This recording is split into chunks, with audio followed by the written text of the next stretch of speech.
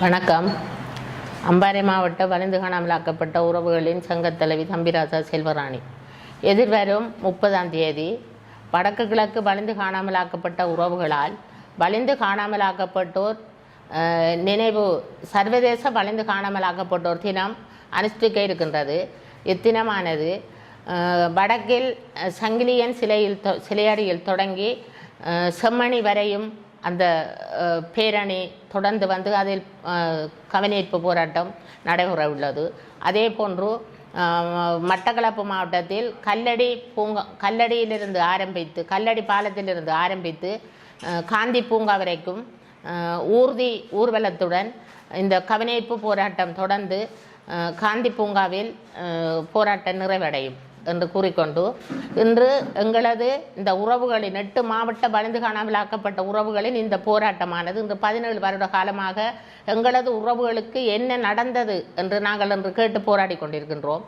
17 வருட காலமாக இந்த இலங்கையில் மாறி வந்த பல ஜனாதிபதிகளிடம் எங்களது உறவுகளுக்கு என்ன நடந்தது என்ற உண்மையை கூறும்படியும், எங்களது உறவுகளை உயிருடன் பிடித்து சென்று காணாமலாக்கிய இந்த இலங்கை அரச படைகளிடம் கேட்டு எங்களது உறவுகளுக்கு என்ன நடந்தது என்று கேட்டு நாங்கள் இன்று 17 வருடத்தில் இன்று உள்ளக பொறிமுறையை நம்பிக்கை இல்லாமல் நாங்கள் இன்று சர்வதேச பொறிமுறையை நாடி நிற்கின்றோம்.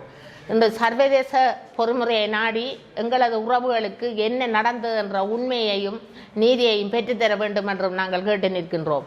இன்று எதிர்வரும் ஜெனிவா தொடரில் செப்டம்பர் மாதம் நடக்க இருக்கும் இந்த ஜெனிவா தொடரில் எங்களது உறவுகளுக்கான நீதி அங்கு நிலைநாட்டப்பட வேண்டும்.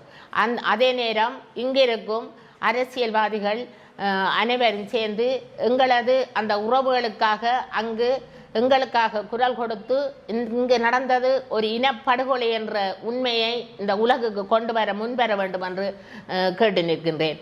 அது மட்டுமல்ல, இந்த கவனிப்பு போராட்டமானது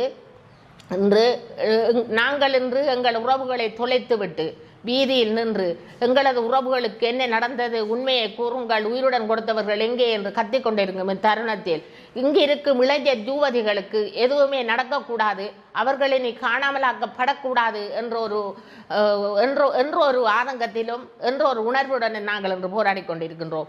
எனது கணவனை தொலைத்து எங்களது உறவுகளை தொலைத்து வீதியில் நின்று அழுது கொண்டிருக்கும் நாங்கள் நாளை இங்கு இருக்கும் உங்களது பிள்ளைகளை தொலைத்துவிட்டு நீங்கள் வீதியில் நின்று அழக்கூடாது என்பதற்காக நாங்கள் இன்று போராடி கொண்டிருக்கின்றோம். எங்களுடன் போராடிய 350க்கு உட்பட்ட உறவுகளை நாங்கள் இன்று இழந்திருக்கின்றோம். அந்த ஒவ்வொரு உறவும் தனது பிள்ளை வருவான், தனது கணவன் வருவான் என்று எதிர்பார்த்து தான் என்று இறந்திருக்கின்றார்கள். அவர்கள் இறக்கும் போது எத்தனை பேர் இவ்வளவு கதைகளை கூறி சென்றிருக்கின்றார்கள். மகனே, எனது பாடை தூக்கியாவது நீ வந்து விடடா, மகனே எனக்கு கடைசி தண்ணீர் ஊற்றியாவது வந்து விடடா என்று சொல்லித்தான் என்று எத்தனையோ தாய்மார்கள் இறந்திருக்கின்றார்கள். அந்த நிலைமை உங்களுக்கு வேண்டாம்.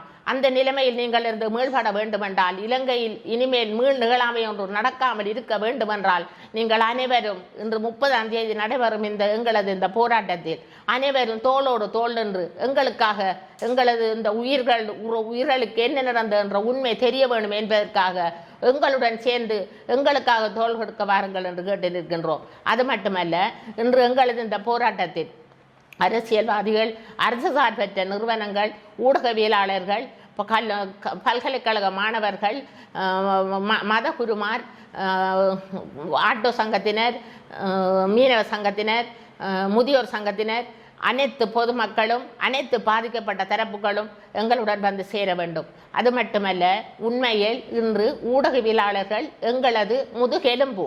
இன்று ஊடகவியலாளர்களை தாக்குவதையும் இந்த அரசாங்கம் தடுக்க வேண்டும். அண்மையில் முல்லைத்தீவு மாவட்ட குமணன் என்பவர் உண்மையில் எத்தனையோ மணித்தியால விசாரணைக்கு ஆளாக்கப்பட்டுள்ளார். இன்று அவர்கள் எங்களது ஒவ்வொரு உறவுகளின் பிரச்சனைகளையும் எங்களது இந்த இலங்கை நடக்கும் அனைத்து பிரச்சனைகளையும் இன்று வெளிக்கொண்டு வருவர்கள் இந்த ஊடகவியலாளர்கள். ஏன் அவர்களை தாக்குகின்றீர்கள்? அவர்களை தாக்க வேண்டாம். இன்று அவர்களுக்காக நாங்கள் குரல் கொடுப்போம், அவர்களுக்காக நாங்கள் நிற்போம் என்று கூறி எங்களது இந்த 30ஆம் தேதி போராட்டத்தில் அனைவரும் ஒன்று கூடி எங்களுக்கான வெற்றியை பெற்றுத்தர முன்பாருங்கள். எங்களது வெற்றியை நாங்கள் சர்வதேசத்துக்கு கொண்டு செல்ல உதவுங்கள் என்று கேட்டு நிற்கின்றேன். நன்றி, வணக்கம். நாங்கள் எங்களது உறவுகளை தேடும் போராட்டத்தால் இருந்து கொண்டிருக்கின்றோம். எங்களுக்கு அரசியலிலோ அல்லது ரணில் விக்ரமசிங்க கைது செய்யப்பட்டிருக்கின்றது எங்களுக்கு அப்பாற்பட்டது. எங்களது உறவுகளையும் உயிர்களையும் இன்று தொலைத்தவர்களை தேடி வீதியில் நிற்கும் நாங்கள். எங்களுக்கு முதன்மையானது எங்களது உறவுகளுக்கு என்ன நடந்த உண்மை தெரிய வேண்டும் என்றுதான். அதற்கு பிற்பாடு எங்களுக்கு மற்ற அனைத்து விடயங்கள் என்பதை கூறி நிற்கின்றேன்.